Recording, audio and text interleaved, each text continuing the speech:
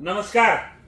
जामीन अर्ज आणि जामीन अर्जावर झालेला आदेश, या आदेशामध्ये नेमकं काय नमूद असतं किंवा काय नमूद केलेलं असतं याबाबतची माहिती सविस्तर आपण या व्हिडिओच्या माध्यमातून घेणार आहोत. कोर्ट कचेरी या युट्यूब चॅनलवर आपल्या सर्वांचं स्वागत आहे. विषय आहे की जामीन अर्ज आणि जामीन अर्जामध्ये जामीन आदेशामध्ये काय काय नमूद केलेलं असू शकतं किंवा केलेलं असतं. तर आपण जामीन दाखल करतो, एखादा गुन्हा घडतो, एखादा गुन्हा घडल्यानंतर त्या गुन्ह्यामध्ये अटक केली जाते. अटक केल्यानंतर त्या आरोपीला योग्य त्या रिमांड होतं, एमसीआर पीसीआर घेतलं जातं. एमसीआर पीसीआर घेतल्यानंतर की बाबा त्याला ह्याच्यावर जामिनावर सोडलं जातं. मग ते जामिनावर सोडण्यासाठी मेहरबान कोर्टामध्ये आपण जामीन अर्ज दाखल केला असतो. त्या जामीन अर्ज दाखल केल्यानंतर त्या जामीन अर्जावर सुनावणी होऊन जामिनाचा आदेश होतो.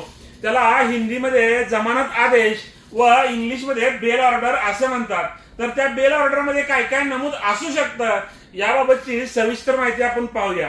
की बाबा एक गुन्हा कसा आहे त्याच्यावरती त्या बेल ऑर्डर डिपेंड राहते.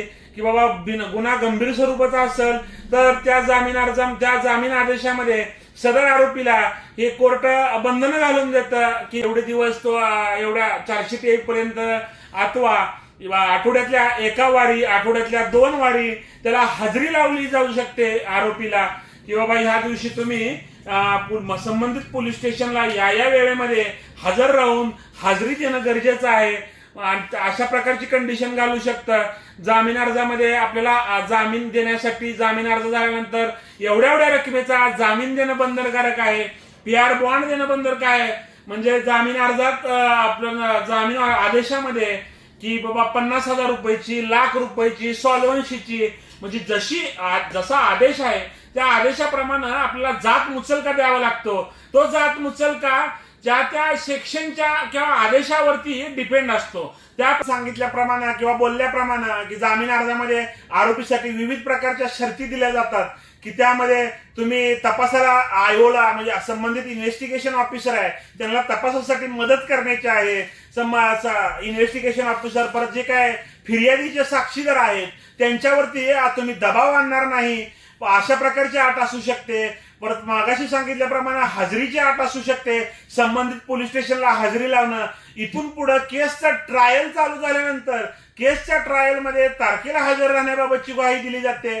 आणि यानंतर जामीन आदेश हा त्या जात मुचलका दिल्यानंतर हा फर्निश केला जातो. फर्निश करणं म्हणजे त्या प्रोसिजर पूर्ण केली जाते आणि ती प्रोसिजर पूर्ण केल्यानंतर जो संबंधित आरोपी आहे त्या आरोपीला जात मुचलक्यावरती सोडून दिलं जातं.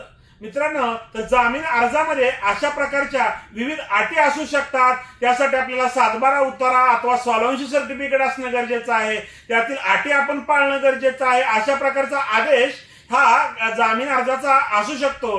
ही जामीन अर्जाबाबतची सविस्तर माहिती आज आपण या व्हिडिओच्या माध्यमातून पाहिलेली आहे. मित्रांनो, तर अशाच प्रकारची नवनवीन कायदेविषयक माहिती जाणून घेण्यासाठी अद्याप जर तुम्ही आमच्या कोर्ट कचेरी या युट्यूब चॅनलला सबस्क्राईब केलं नसेल तर सबस्क्राईब करा. त्यासोबतच कोर्ट कचेरी ऑफिशियल इंस्टाग्राम व कोर्ट कचेरी ऑफिशियल फेसबुक पेजला फॉलो जरूर करा. धन्यवाद.